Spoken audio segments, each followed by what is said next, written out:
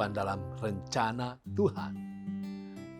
Ahmad Dhani menegur Once Mekel. Karena Once menyanyikan lagu-lagu ciptaan Dhani pada konser-konser tunggalnya beberapa tahun ini. Lagu-lagu itu misalnya Risalah Hati, Separuh Nafas, Pupus. Walau Once adalah mantan penyanyi grupnya Dhani, yaitu Dewa 19, tetapi dia dianggap sudah tidak berhak lagi menyanyikan lagu-lagu itu, kecuali membayar royalti secara resmi. Saudara, Wahyu 14 ayat yang ke-6 menyatakan bahwa ada nada-nada indah surga yang ditebarkan dari tengah-tengah langit. Judul untayan kata-kata itu adalah Injil yang kekal. Siapa penciptanya? Yesus. Itu adalah karya cipta yang termegah dari Anak Allah. Itu adalah nada-nada termerdu dari komposer surga, Yesus, Putra Tunggal surga. Itu adalah kisah cinta terindah surga bagi setiap insan manusia. Saudara, keindahan Injil yang kekal bukan hanya untuk dinyanyikan Yesus sendiri. Itu bukan hanya untuk dinyanyikan surga saja. Itu bukan untuk dinyanyikan para malaikat saja. Tetapi itu adalah nyanyian dan ungkapan hati setiap orang yang jatuh cinta kepada Allah, penguasa alam semesta. Tidak ada royalti yang dituntut. Tidak ada bayaran yang diminta. Tidak ada copyright yang dilanggar apabila itu dinyanyikan dan dihidupkan dalam iman yang penuh kepada Yesus Kristus. Seperti berbagai lagu-lagu yang pernah ada, Injil yang kekal adalah untuk menjamah, untuk memberikan semangat, untuk mengajarkan dan mengubahkan hati setiap orang yang mendengarnya untuk menjadi seperti Yesus. Injil yang kekal adalah dasar dari segala karya seni yang terhebat. Ribuan lagu terindah, ribuan lukisan terindah, ribuan pahatan terindah, dan berjuta-juta seniman telah menebarkan keindahan Injil yang kekal.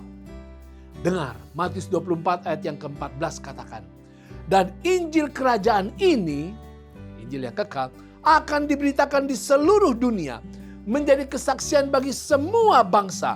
Sesudah itu barulah tiba kesudahannya. Perhatikan beberapa hal yang penting. Yang pertama, Injil yang kekal ditawarkan dengan indah kepada semua orang. Injil yang kekal tidak bersifat eksklusif. Itu adalah inklusif.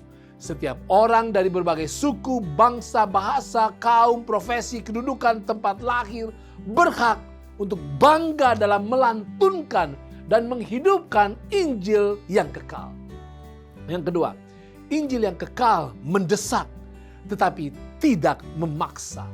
Tidak pernah ada paksaan untuk menerima beriman kepada Allah.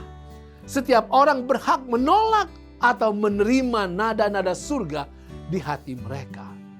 Yang ketiga, Injil yang kekal membentuk satu umat Tuhan yang hidup dengan penuh pujian dan kesetiaan kepada Allah di atas muka bumi yang sedang dikuasai setan dan malaikat-malaikatnya.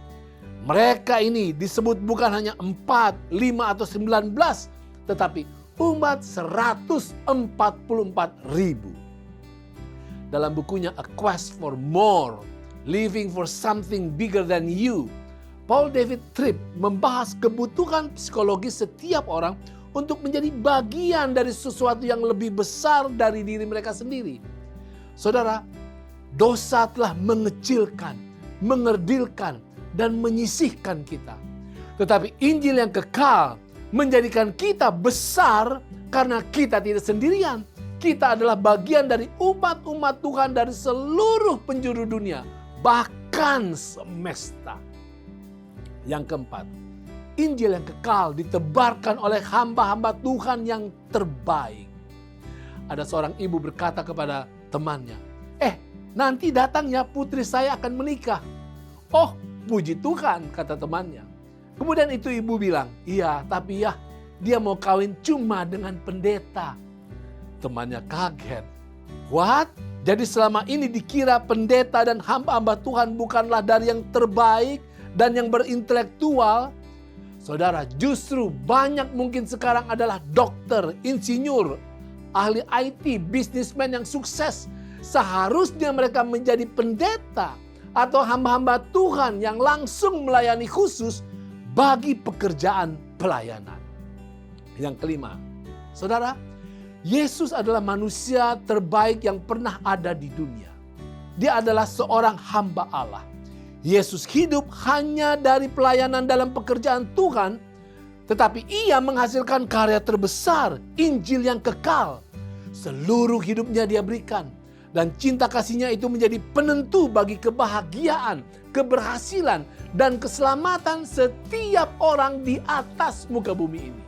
Sambutlah, nyanyikanlah, sebarkanlah Injil yang kekal dengan segenap kehidupan kita yang terbaik. Itu